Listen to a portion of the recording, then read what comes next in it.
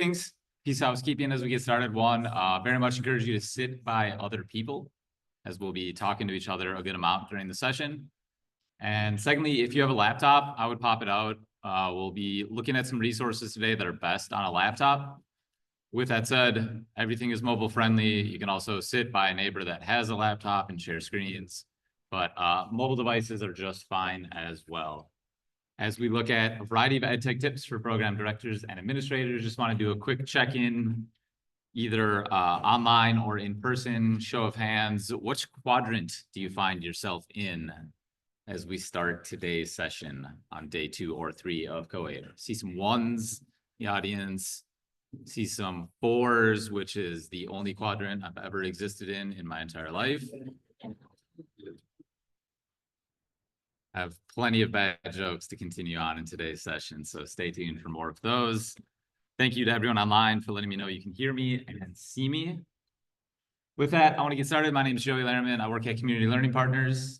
We do project management and professional development for adult learning organizations. I'll talk a little bit more about our work at the end for those of you that might want to collaborate. All I want to emphasize here is that I'm a career adult educator. I worked at a comprehensive WIO community college for like 13 years before starting Community Learning Partners. I want to emphasize that because in today's session, I very much believe we're all teachers, we're all students. I'm not the expert here. You all know your students and staff better than I do. What I'll share is what I find to be some interesting tools and tips for how to use technology to better support and collaborate with students and staff. But with that said, some of what I say might not apply because your program is different, and that's okay. If you hear something today that sounds interesting, I would encourage you to stop listening to me and just run with that idea. I'm going to try kind of a different format where I'm just going to kind of run through a lot of tips and ideas and kind of talk to each other about it. So if one captures your attention, just drown me out and run with that idea, because when inspiration strikes, we need to kind of grasp it. Those of you that have been in my sessions before know I always start with an EdTech tip. One of my favorite features of browsers as a project manager is browser bookmarks. It may sound strange because bookmarks have been around for decades. It's not like a new flashy tool. But what I have started to realize over the last couple of years is that over the majority of my day, there's like 10 sites or Google Docs or Drive files that I access regularly. There are obviously also other websites that I go to often, but there's like a core suite of tools that I go to all the time. And so you can see I've actually organized my browser by project. And so like currently we're working on projects with TCAL in Texas, with Rhode Island, shout out the Providence Public Library, get some here from that, with OTAN in California. And there's a variety of docs within each of those projects that I open up regularly, like our timeline, our project hub, various materials we're working on. And so I'll organize my browser with bookmarks because I can use folders to then quickly access various resources. You can also see, I'll just open up my browser tab at the top, like Gmail, Google Calendar, Google Drive, various things are just quickly accessible all the time. And so although it's kind of an old technology, I use browser bookmarks pretty regularly because it streamlines my workflow, and any amount of time I can save is a win because time saved means I can spend that time with students and staff. So browser bookmarks for project management. Okay, so on our agenda today, we're going to look at tools kind of categorized by random categories that I made up, which are digital collaboration, support, communication, and then there's a handful of things that I couldn't figure out how to fit into the other categories, so we'll just call those miscellaneous tips. Okay, so to kick things off, digital collaboration. I'm curious to hear from people online or in person. As you manage projects, is it generally easy to track your meeting notes? Is it easy to find resources? If your staff are working on projects, do they know how to find things? I welcome any quick comments or just some nodding or shaking heads. Like, is it quick and easy to find things? Is it not quick and easy to find things? Do you get questions from staff about like, hey, where do I find this? And they're struggling digitally to look for things. Cool. See some nodding heads. Okay, so the first part of our agenda, I want to look at project hubs. This is kind of a critical piece of our architecture. It's something we use in literally every project, whether we're running an online course or providing project management support for teams. Before I talk about it, I want to give you a chance just to play around with a sample dashboard. So I've put a QR code on screen, and there's a link at the bottom if that's easier to navigate to. I'll open it up on screen, and I'll put the link in the chat for those of you that have joined us online. Encourage you to open up this link. And I'll give you all a minute to scan that. Like I said before, probably best on a laptop, but it will work on a mobile device as well. And I see people popping in, which is great. So I'll put this QR back in a minute in case you haven't grabbed it. But for those of you that have, what you're going to be looking at looks like this. And I would encourage you, once you're in this document, just play around with it. Click on various tabs, scroll down the meeting notes, check out the different document tabs, which is a new Google Docs feature. They kind of function like spreadsheet tabs, very useful feature that Google just released about 6 months ago. So as you're in this document, just kind of click around, spend a few minutes looking at it, check out the links, talk to a neighbor. What do you like? What looks useful? Could this be a helpful way to organize your own projects and your own team meetings? What do you not like? What might not work for your staff? So here's that QR code again. And that document's in comment mode. So if you want to add a Google Docs comment with a question about how something works or an emoji reaction, please feel free to do so. I'm gonna give everybody about 5 minutes. Just click around, play with it, chat with each other. What do you like? What do you not like? What are you curious about? And then we'll come back together.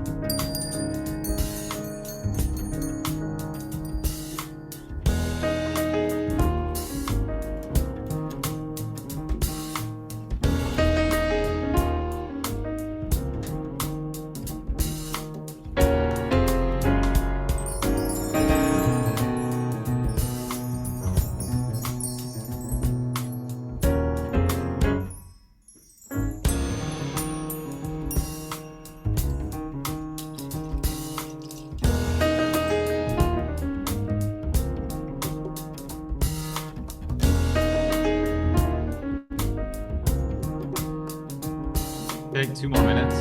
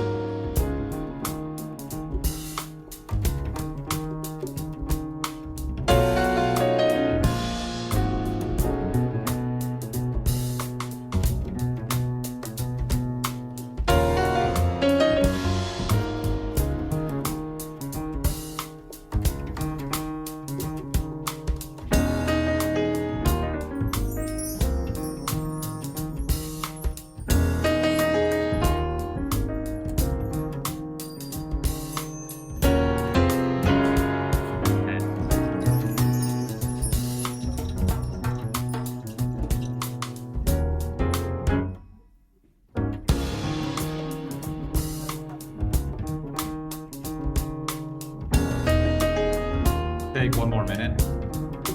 Those of you that just joined us, there's a QR code and a link on screen. We are exploring this project hub, clicking around the tabs. What do you like? What looks what's useful, what's not so useful, what you're curious about.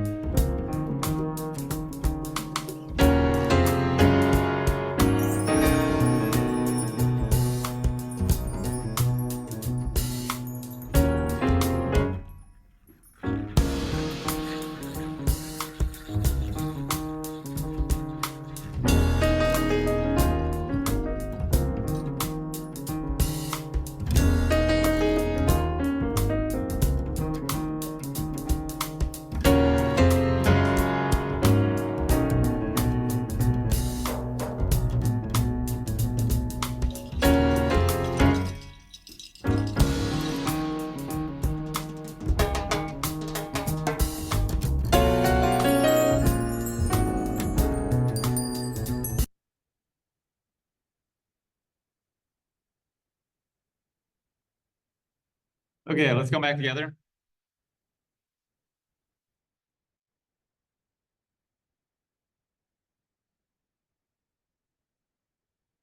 Any reactions? What do you like? What do you not like? Yeah, please. Sure, we can do a microphone. Anyone want to help move microphones around the room?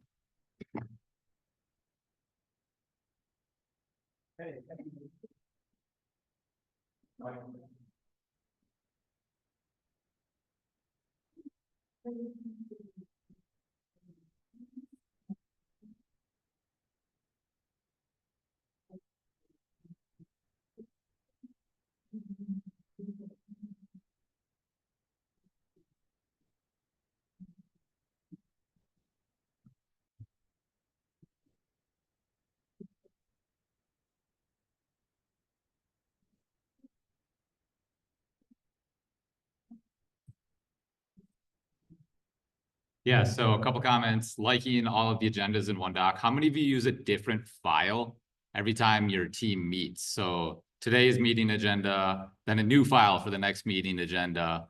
That to me feels like a model from like the original Microsoft Word days. Like these documents can scroll forever. I like to call it like a rolling agenda. Why not use one document so everyone knows where to go? And then once again, use a browser bookmark. So every time I have a meeting, I just open up the browser agenda and it's right there. This is a document that I use regularly, save it in my bookmark, and you can use headers strategically. So if people want to use the tab on the side, you can just quickly scroll down and find a date from a previous meeting. The second comment was the materials review tab, tracking project materials. Who currently owns it? What's the current status of it? Who has reviewed it? So people can come in and like, yep, I've reviewed it, tick this box off. So same document, one link, but two different tabs. Thank you for the comment. Other reactions, other reflections. What do you like? What do you not like? What are you curious about? Or what did you talk about in your group?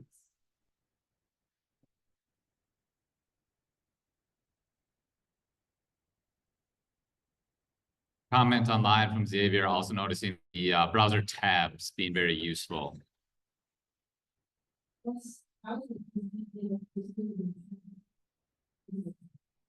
Yeah, I just got it. I read it out loud. Yes.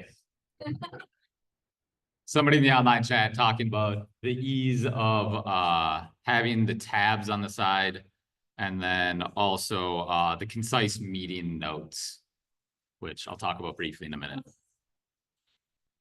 Also makes me wish my organization used Google rather than Microsoft. You will generally hear me remain tool agnostic, except for if it's a Microsoft tool, which I'll strongly advise against using ever. Other comments or reactions or reflections in the group, and then I'll kind of take a tour of what I like. Yeah, please.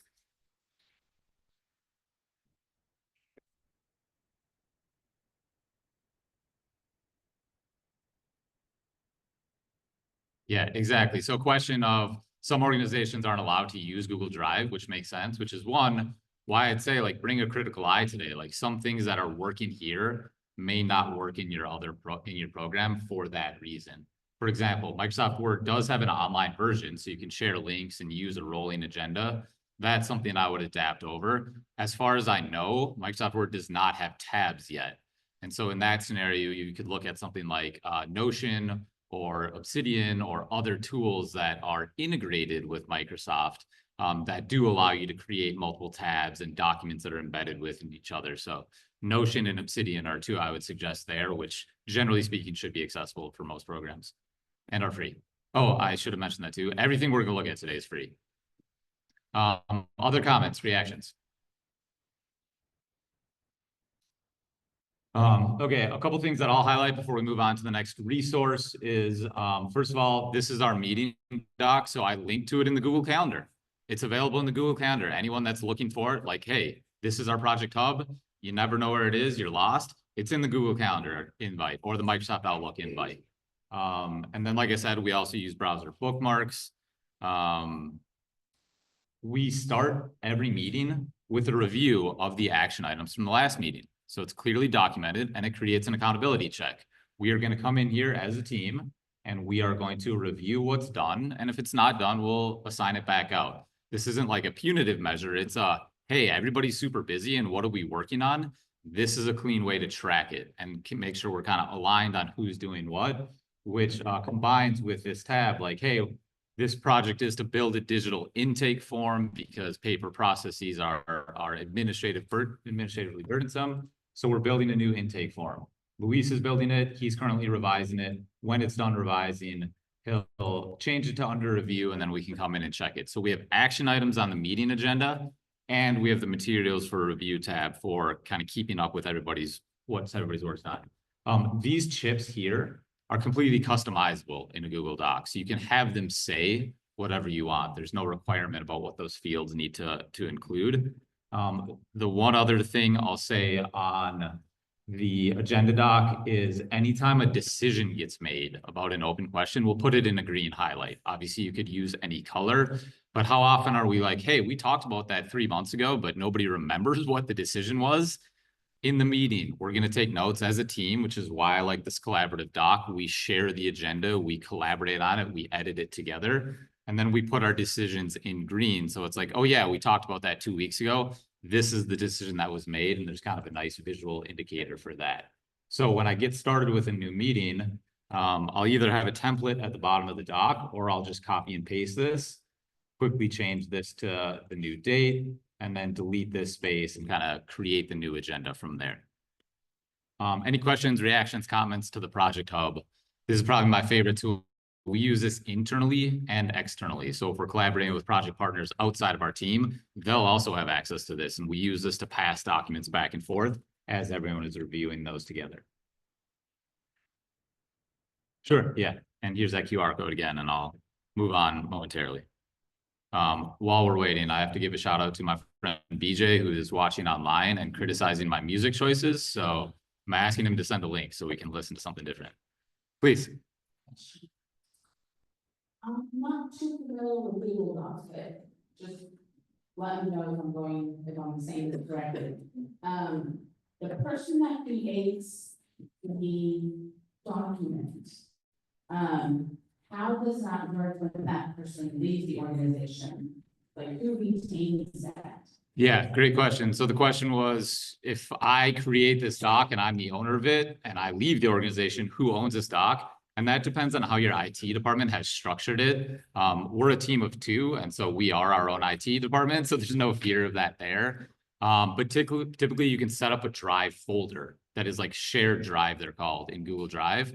And that's owned by the IT department, and then they can transfer ownership to other people. So you leave, but the documents stay attached to your account, and then IT can transfer them elsewhere. Other questions?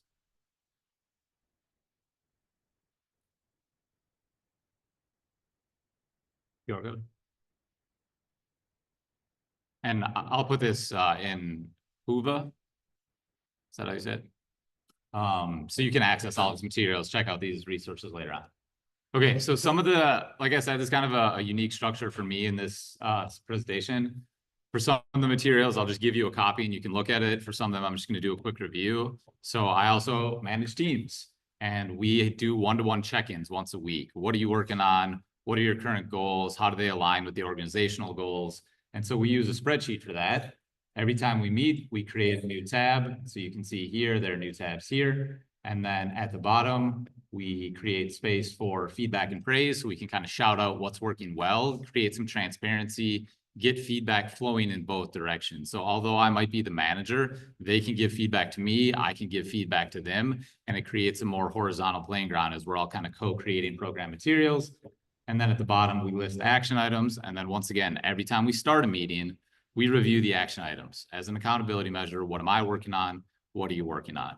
So we use these one-to-one program templates for tracking check-ins. Third one, team updates. How many of you send out team updates to your staff about like, hey, well, this is what's going on, here's some data? Yeah, awesome.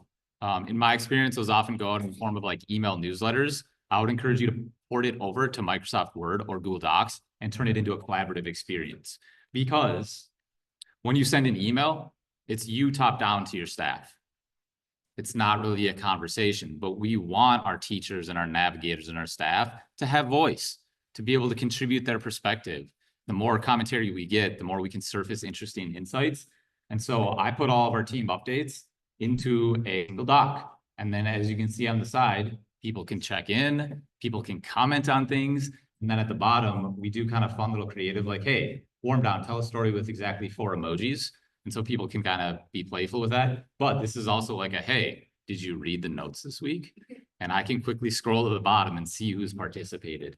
What's really nice is staff start talking to each other. I can then step back. Like a principle I like to follow is program leader. I try to be the last person to talk in a meeting, because whether we acknowledge it or not, there is a power dynamic. Like their livelihood, their contracts are contingent on us. And so there's a power dynamic. It can be intimidating to talk. If you have an idea, staff are nervous. Like think about talking to your vice chancellor or your chancellor or your program dean. It's a little nerve-wracking to speak up when somebody is in control of your paycheck. So I try to talk last at meetings because I want them to be like, hey, your voice, your perspective matters and it's valued here. And the same goes in our team updates. Send this out once a week or once a month. This collaborative doc, we're co-creating this. I want you to comment. I want you to ask questions. I want you to criticize things. And then we'll kind of have a comment from there or a conversation from there based on what people are talking about.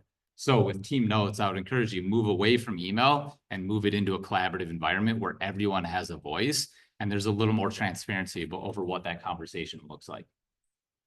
And then the last one is the same thing with annual goals. How many of you have a staff that want to work on everything all the time? Realistically, there's only so much time in a day and we have to set strategic priorities.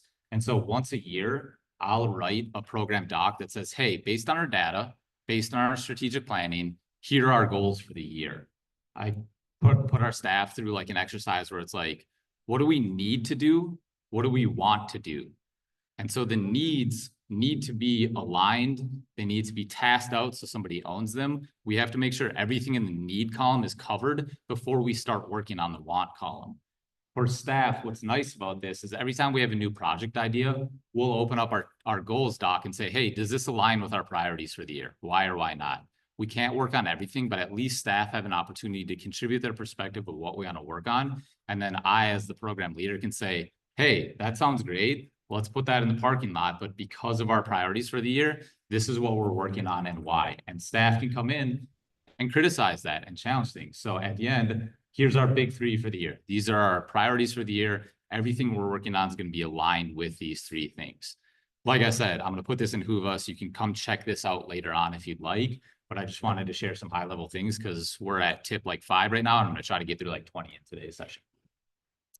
I would encourage you to take 2 minutes, talk to a neighbor. What questions do you have? Or based on these 4 materials, the Project Hub enrolling agenda, collaborative updates and docs, one-to-one check-in docs, collaborative annual goals. What's something you might want to bring back to your program next week? Or what question do you have about some of these materials? And then we'll move on to the next section. So talk to each other for 2 minutes and then we'll come back together.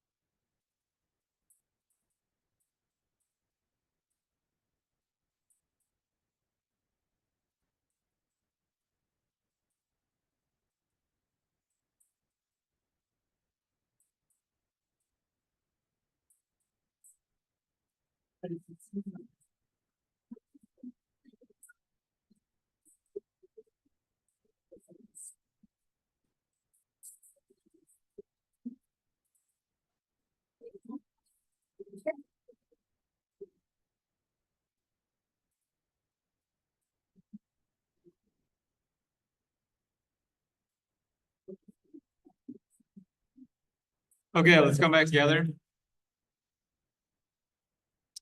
Any questions that came up as you talked about it? Any comments, questions, reactions as y'all chatted as a group? There'll be a little bit of time for questions at the end as well. Yeah, please. Right in front.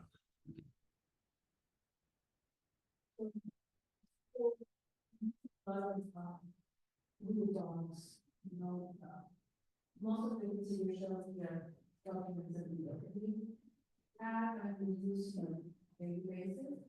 I just wonder if you can go in more detail how you structure your documents. I want to see the checking document or the annual goals and see what are the things that you add to my. So I really like that one, but I don't see anything here. So I can the chair or we can see more of it. Yeah, so I'll look at the check-in doc for the sake of time very briefly, just to show what sections we put in here. So first and most importantly, I asked staff to fill this out before we check in. So take 10 minutes, prepare for our meeting, make sure we use our time productively. I'm going to talk about that theme a few times, but I think it's like critical to be ruthless with how we ask staff to spend our time. Most people are part-time. Most people are wearing several hats. Most people are underpaid. And so like every minute is critical as a respect for the fact that they are humans. They are families. They have other things going on. And so like, hey, if we're going to meet, it's not to just like hang out. It's not to like make sure work is getting done. It's like we have respect for each other's time, for our students' time. And every minute that they can save is a minute they can spend with students, building relationships, which I believe are the key driver of retention. So first and most importantly, fill this out before we show up.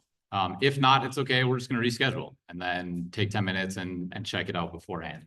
So the key sections, first of all, we do a rating section at the top on a scale of 1 to 5. How are you doing personally, health-wise, and professionally? We do this because our staff are humans. And if, for example, they're like providing care for their mom and their mom is sick, it's helpful to know that because I want to know what's going on in my staff's life so I can be sensitive and respectful to that. Whether we like it or not, our humans are coming into work as humans and they have lives going on. And so as their supervisor, it's helpful for me and it's helpful for them to know like, hey, today I'm a little stressed because of this going on outside of work. So if I'm a little short, obviously I apologize, but please know it's because I have this on my mind right now. This gives them space to kind of bring their whole selves to work and allows staff and supervisor to kind of build that human connection about what's going on. So you add a ranking and you can also like add some thoughts if you want. The second part, we set annual goals for all staff, whether they're a curriculum developer or a teacher. So the current goals for the year are central to this agenda. We check in once a week. How are you doing on this? Where can I provide additional support? Are we making progress towards these different benchmarks? The third part is thought catchers. This is just like an agenda. Anything on your mind doesn't have to be filled out. Sometimes we do this workshop, kind of a mini tactical if staff have growth areas like, hey, I as a staff member am trying to learn to speak up more at meetings. I have opinions, but I'm shy and I'm nervous. And so I'll try to coach them a little bit. We'll kind of talk about that, bring that to the surface, and we'll do a little workshop. There's a feedback and praise. And like I said, this goes both directions. So what are you doing well? What's something you can work on? And then they get to say the same to me. So we're all self-reflecting and peer reviewing at every meeting. And then, like I said, at the end, action items. Let's check in on what people are working on and set some goals for the next week. And then we'll start the next meeting with a review of those action items. Cool. Okay, digital support. So how many of you have heard of ChatGPT? Okay, cool. So I trained a custom chatbot. So I took our program manual, our staff manual, our HR manual, our class catalog, our intake process, all of our program documents, and I trained it on a chatbot. I then took the chatbot and gave it a writing style because I want it to be sensitive to working with adult learners. So for example, I tell it to align all responses with the Plain Language Act, which means that the chatbot will talk simply, clearly, directly, and informatively with clever formatting. I just built this a couple weeks ago. This is completely new for me because it's fun to try new things and make mistakes. So I would encourage you all, take 5 minutes, check out this chatbot. I will note that it requires logging into ChatGPT. So if you don't want to create a free account right now, totally get it. Maybe work with the neighbor next to you. So QR code or a direct link if you'd like. This is a custom chatbot. And I would like you to imagine that this is a chatbot that lives on your program website and students can interact with it. So what kinds of questions do students typically ask? For example, how do I enroll? When and where are classes available? What kinds of classes are available? I have this goal in my career. What classes should I take that align with this career goal? So imagine you're a student and just ask questions and see what you'd like. Because it's ChatGPT, it's natively multilingual. So if you'd like, you can say, I'm going to ask you questions in English and I want you to reply in Spanish. Or you can just say, let's do everything in Spanish or Arabic or French. You could also query as if you were a staff member. So staff often have questions. Ask it a question like, what's a measurable skill gain? Remember, I just built this 2 weeks ago. I don't use this with any students yet. I'm curious to hear what you think. Like, what might it look like for programs to build a chatbot like this and make it available for students to have 24/7 multilingual support? So I'm gonna give everybody 5 minutes. If you have a ChatGPT account, great. If you don't, create one or sit with someone that does and just ask any questions you can and have a conversation for the next 5 minutes. And let me know what you think and what you don't like about it. So we'll come back together in 5 minutes.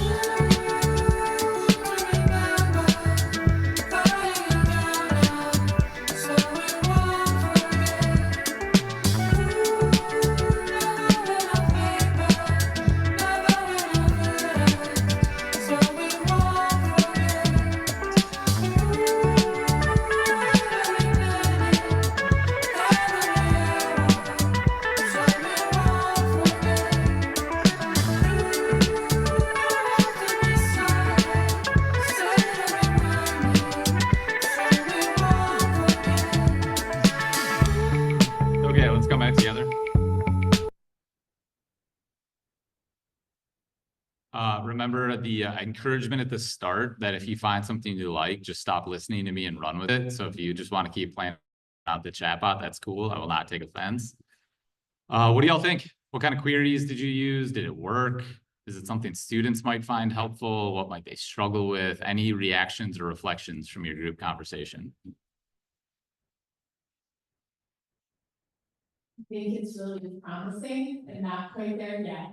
But some of the things I was thinking about was, if I told it the language I wanted in English or in the other language, then it would flip that it doesn't understand if I just ask it a question in that language, it still answers in English. And I'm curious in general about, like, would students need to, in essence, have a ChatGPT account to access it, and if there are other tools that maybe would do this a little more, without so much getting in the time. Yeah, so two reactions, three actually. One, I agree. I think it's promising, maybe not fully there yet, but I'd be curious if a program wanted to try this and see how it went. Secondly, great piece of feedback about if I spoke in Spanish, it kept talking in English. I'm gonna actually train it on that now. I can add custom directions that said, if a student just uses another language, just automatically assume that's the language they want to talk to, so they don't want to prompt. I'm not sure if it'll work, but I'm gonna try. And three, this is a feature built with ChatGPT, so I'll put it up on screen on the desktop version. Actually, not this one, but this one. So there are these custom GPTs on the side. There's a feature in Google's Gemini called Gems. Gems is completely free, does not require an account. ChatGPT is not free yet, but I would imagine it will be free. What's nice about the ChatGPT one is that I have a paid account, so I can create this custom GPT, but you don't need to have a paid account to use the custom GPT. You just need to have an account. With that said, there are open source models that exist. So for a more tech savvy team, you could build your own, integrate it into your website, and then not require an account to use it. With that said, I know it sounds technically overwhelming, and it probably is at this stage, but I do think these will rapidly get more user-friendly over time. I think you might have answered my question, but I was wondering why you use GPT instead of Gemini, because since wouldn't that connect to all the other Google tools that you use, but as you're saying, Gemini doesn't have that capability yet. Gemini does, and it's free. So if you wanted to create a custom GPT just for your own purposes, and I'm going to show you one that I would encourage you to create later, you can create it for free with Gemini. ChatGPT integrates with Google Drive if you want it to. Google is nice though in that it's integrated with its full stack. To be clear though, I use a variety of AI tools because as you all know, they're rapidly improving so quickly. For example, 2 weeks ago, I didn't know what Perplexity was. Now Perplexity has replaced Google for me. I never do Google searches now. I only use Perplexity. So what I'm trying to say is like, I do use Gemini, I use ChatGPT, I use Perplexity, I use Claude. I'm regularly moving between all of them because they're just like different features that I want to check out. I just happened to use ChatGPT for this tool because I had already trained custom chatbots before and I knew how it worked. I haven't played around with Gemini Gems yet, but those are free. So that's a good one to kind of play around with. So for computer, could you create a chatbot that will allow you to search the documents that we talked about today? So like your staff, chatbot, just for your staff, you're like, hey, what do we talk about that meeting February 2nd? Yeah, and the very cool thing about so the question is, can you get your GPT to know your materials? So for example, I have a project hub here. Can I go into ChatGPT or Gemini and ask questions about this content? The short answer is yes. Both ChatGPT and Gemini have that feature. What's especially cool about it, if you have a tech-savvy IT team, is it can follow document sharing privileges. So for example, let's say this document is only accessible to a handful of people. They'll only be the only ones that can access it in ChatGPT, and it automatically syncs those sharing privileges. That's a more technically advanced project, but it's possible. Yeah, please.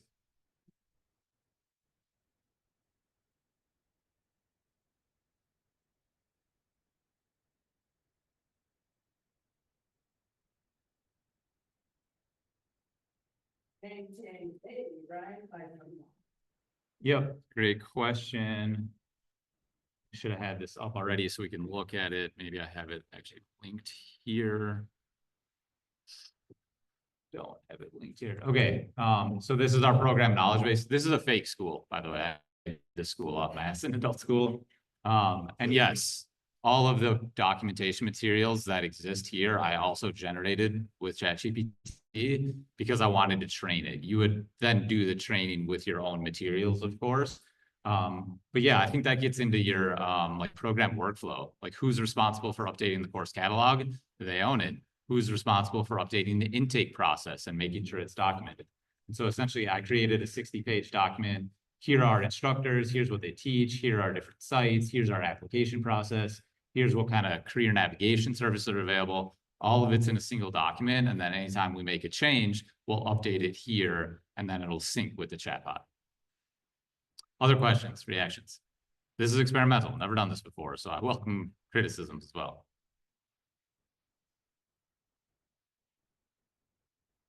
Yeah.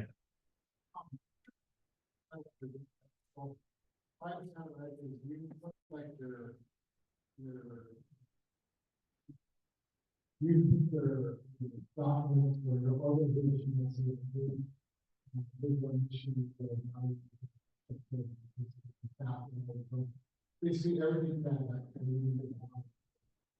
find uploaded to the if somebody new comes in, they can say, hey, who is that? Is that right? Yep, exactly. So for some reason the Wi-Fi wasn't working in here, so I'm using my Wi-Fi, but I'll just show you the background of what this looks like. So this is the interface for editing a custom GPT. Hopefully it will load.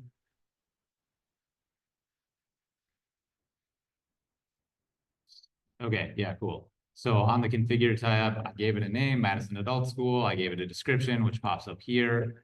And then I gave it just directions. So for example, communication style, speak and write as simply and clearly as possible, using a 6th grade reading level while always respecting the intelligence of adults. I don't like when chatbots just start talking down to people and assuming adults aren't smart or can't think for themselves or don't have agency. So I explicitly said, like, show respect, don't be like condescending.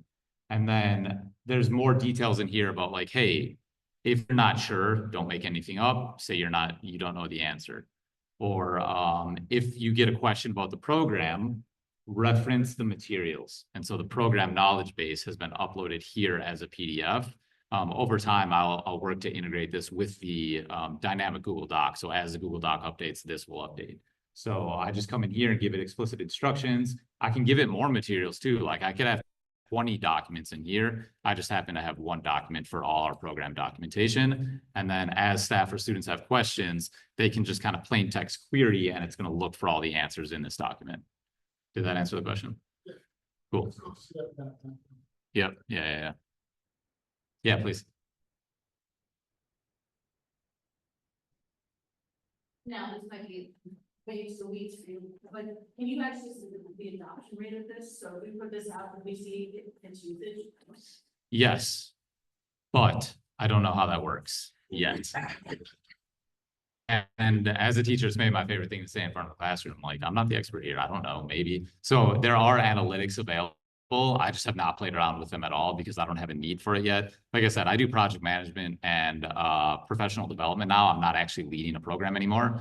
And so like I've trained several chatbots and I'll show you another one in a minute, but I don't have a need for analytics. I just use them.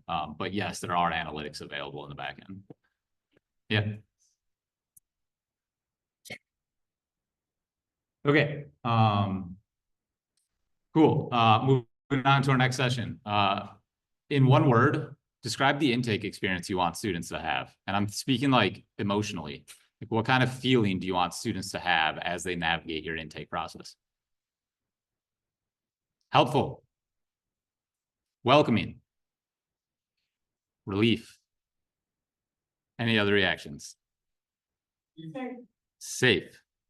How many of you work in a WIOA program? Cool. So my understanding of WIOA, and remember I worked at a WIOA program for 13 years, is the intake process is challenging. There's a lot of documentation, a lot of paperwork, a lot of hoops students need to jump through. So just to kind of level set, when I talk about intake, I'm talking about every step from when a student is interested in my program and they are sitting down for classes of day one. It's a long process. There's paperwork, there's orientation, there's testing, there's scheduling. Just because of those WEO requirements, I find it very difficult to create an inviting, welcoming, safe, supportive experience. So I want to talk about some strategies that I use for that. As you navigate this next resource, which I'll share the link in a minute, I just want you to kind of think about your own intake process. Like, what's working well right now? What's the best part for students and staff? What could be better? What kind of things are you looking to improve? And I intentionally improve staff because, like, the program I worked with generally at the time served like 3,000 to 5,000 students a year. It was an administrative burden to do intake. It takes time from staff. It's a headache. And so, like, we want the best experience for students and staff, because less time that staff need to spend on it is more time that we can spend building quality relationships with students. So I've built a sample intake process. I want you all to give it a try now. I'm gonna give you like 3 to 5 minutes, but you'll have the link. I know we're moving kind of quickly, so thanks for allowing the expediency here. I will put the link into the chat, and then as you navigate it, I just want you, and this QR code, I hope will be on the next slide. Yep. Just spend some time browsing it. Like, imagine you are a student navigating this intake process. What do you like? What do you not like? What might you want to borrow? There's several pages you can visit. There's an intake form that you can submit. If you want to try that, use a real email address and then go check your inbox, check out that email that gets triggered. So in general, just spend like, 3 to 5 minutes, browse as many pages as you like. If you want to keep playing around with the chatbot, that's cool. If you want to talk to your neighbor, that's fine. Just check it out for a few minutes, and then we'll come back together and I'll talk about how we built it.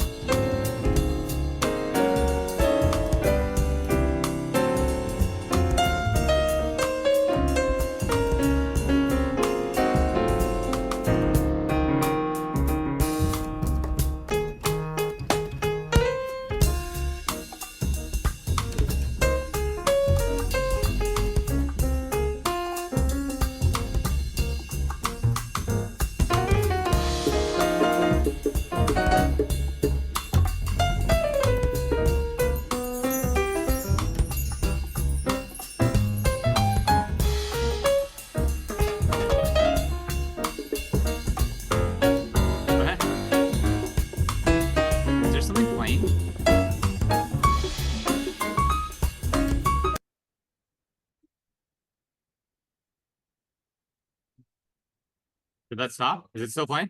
Still playing?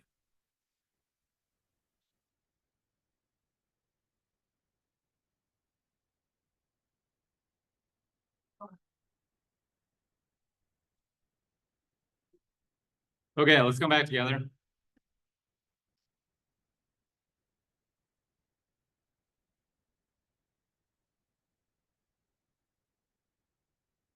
I'm now realizing that I put too much in this session and we're not gonna be able to get to all of it. I would typically ask for some reactions here, but I want to talk about what this is and why I built it.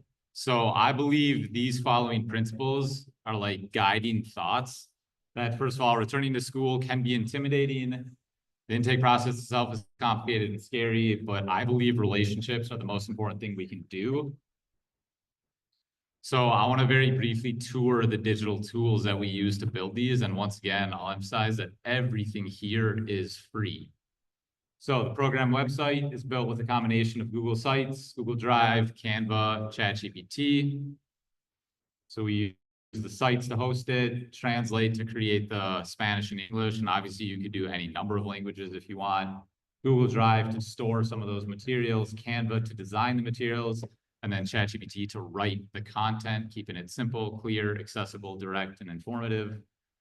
The intake form, for those of you that got to it, is a Google form. Once again, use Translate to create the Spanish language versions. YouTube playlists, I continue to believe, are one of the most under-leveraged resources in adult ed because you can just create a sequence of materials like, here's our intake process. What I like about that is when a student is engaged, like they found our program website, that's the moment that they're interested. But because of our intake process, it might be 2 or 3 weeks before they can do anything else. We might lose them in that time. So if a student, for example, is working like second or third shift, they might be browsing the website in the middle of the night. They can immediately get started, like exploring our orientation, getting a feel for the program, hopefully making that process a little less intimidating for them as they have some information to browse anytime, anywhere.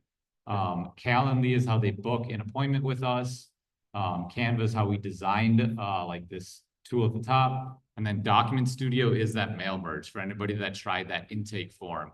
It automatically triggers an email. So the second they apply, they get an email with all of the information. So they don't have to be like, hey, where did this go? How do I find this? We also set it up to automatically trigger an email 24 hours later. So they get a reminder, hey, welcome to our program. Here's some information you can browse.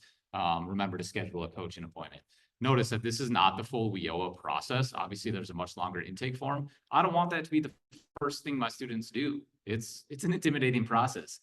Like I said, I believe relationships drive retention. And so the first thing they'll do is kind of browse that orientation YouTube playlist if they want, and then have a conversation with a coach who's going to look them in the eye, say, I know you. I'm going to get to know your name. I'm going to show you that I'm here for you and care for you. And then that coach is going to support them through each step of the intake process. So they have kind of an ally to help support a retention experience instead of just being thrust into it on their own.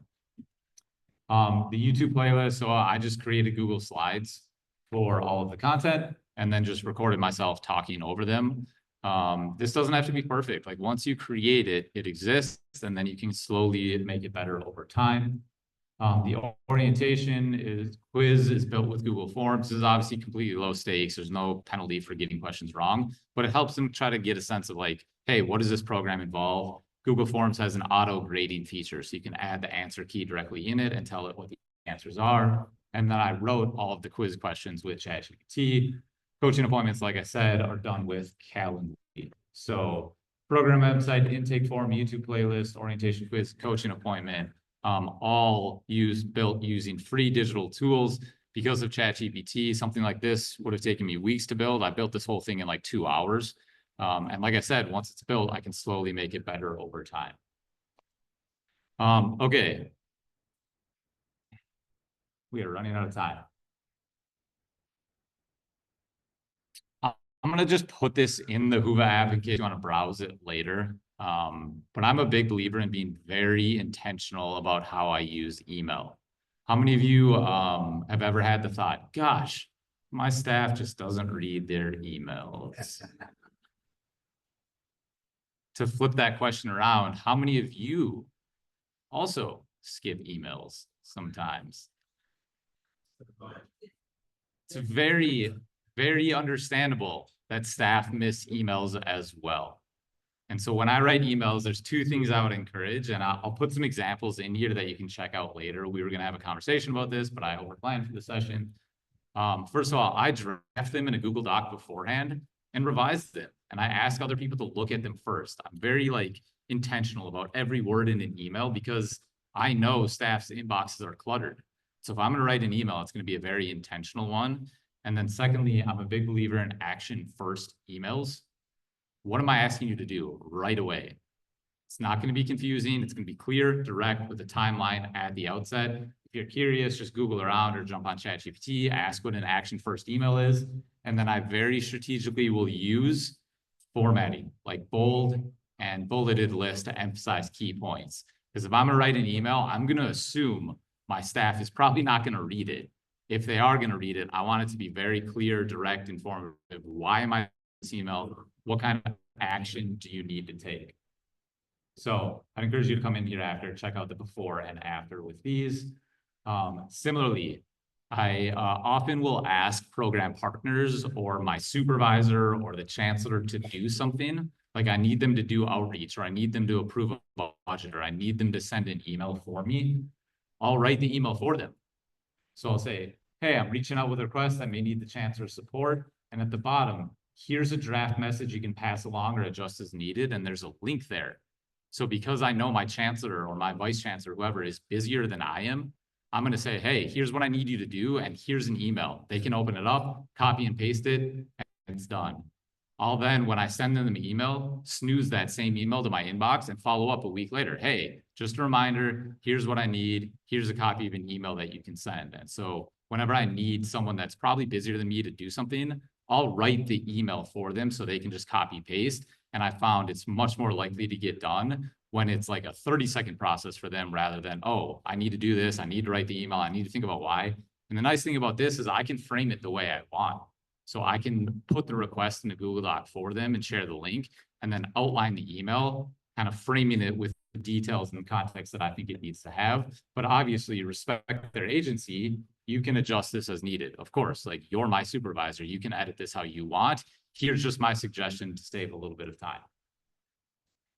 At this point, I was going to show you a custom chatbot that I have drafted or trained on my own writing style. That's one I would very much encourage you to do with either ChatGPT or Google Gemini.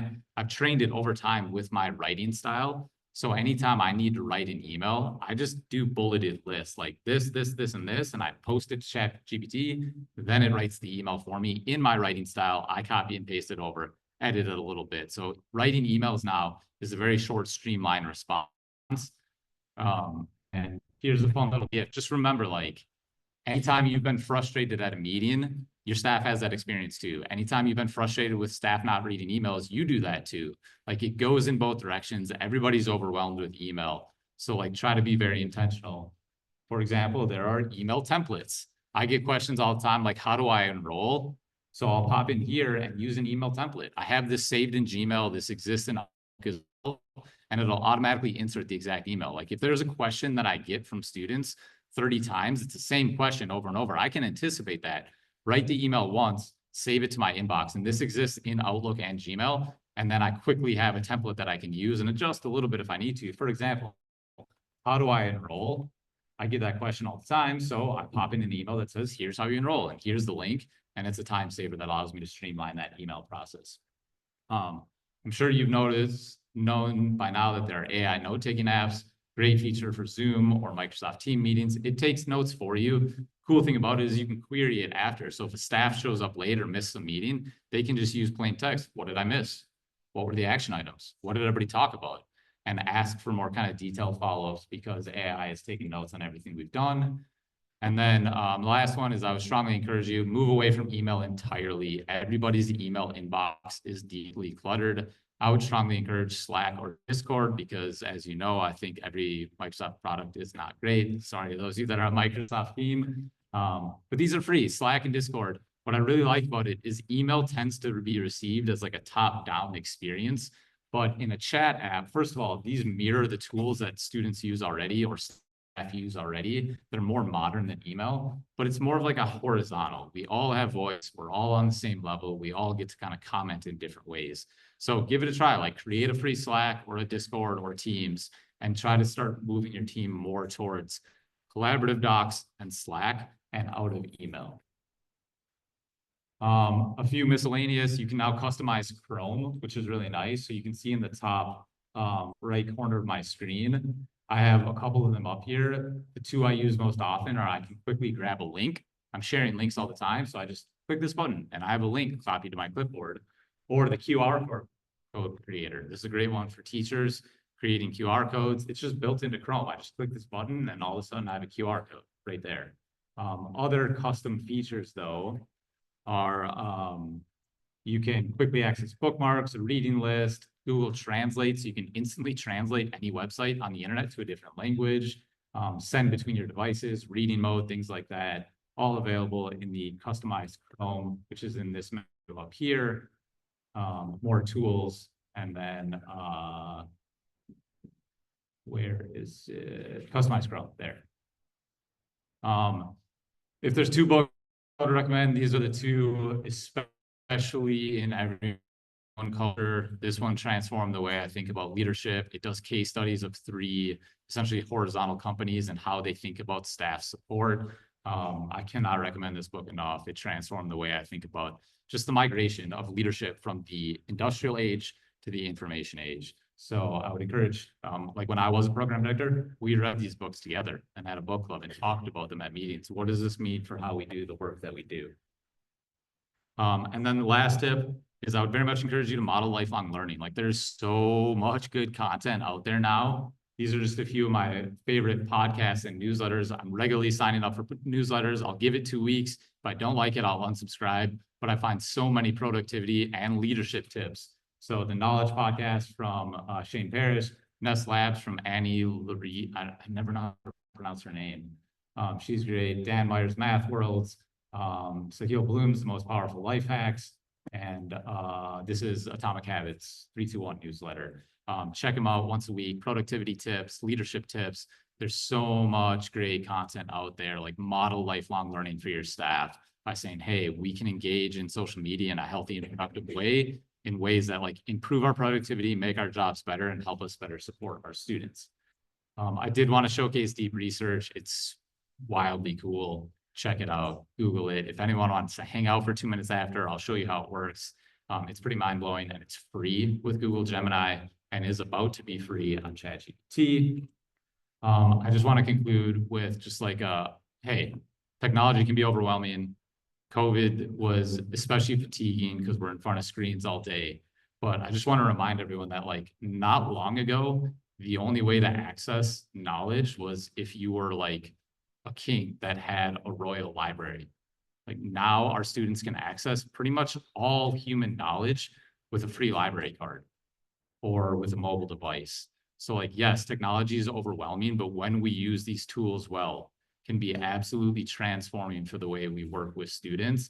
And so I'd encourage you, start small, like build a project hub, check out a good podcast, sign up for a newsletter. It doesn't have to be everything at once. Like everything you've seen here is, I've been working remotely since 2018. It's a day-by-day process, like building things, making mistakes, learning as you go. Yes, technology can be overwhelming, but like these tools can be transformative if we use them well. I think it's maybe the most important thing we can be doing with students.